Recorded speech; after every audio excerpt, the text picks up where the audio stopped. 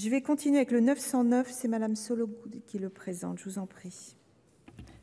Merci Madame la Présidente. Monsieur le Ministre, alors cet amendement de mon collègue Jean-Michel Arnaud finalement propose la même disposition que vient d'exposer Christine Lavarde, à savoir rehausser de 3 500 à 50 000 habitants le seuil à partir duquel les collectivités devront élaborer un budget vert.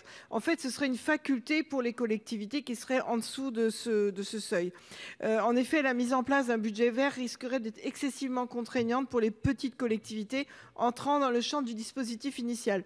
Depuis la loi Grenelle 2 de 2010, les collectivités territoriales et les EPCI de plus de 50 000 habitants doivent présenter préalablement au débat sur le projet de budget un rapport sur la situation interne et territoriale en matière de développement durable.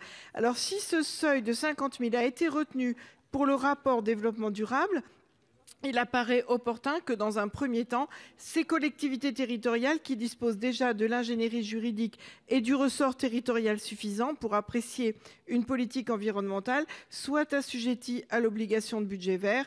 Et en parallèle, bien évidemment, ce serait une possibilité pour les communes de moins de 50 000. Merci, chers collègues.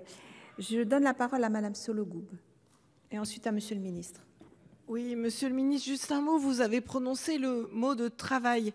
En fait, dans les collectivités, pour faire face à ce qui leur tombe sur les épaules en ce moment, parce qu'ils sont dans le ZAN, ils sont dans les énergies renouvelables, et dans les zones d'accélération, il y a tout ça à mettre en œuvre. Et dans les collectivités qui ont 3 500 habitants, ils n'ont pas les mêmes équipes que dans les collectivités qui en ont 50 000. Donc, à un moment donné, ils vont arriver à saturation. Ils ne peuvent pas faire face. C'est trop. C'est trop. Donc voilà, ils ne peuvent pas se prendre tout en même temps sur le dos et surtout dans des collectivités qui ont des petites équipes pour faire face à tout ça. Bien souvent, c'est les élus qui s'y collent de façon bénévole. Donc il y a quand même une limite à un moment donné.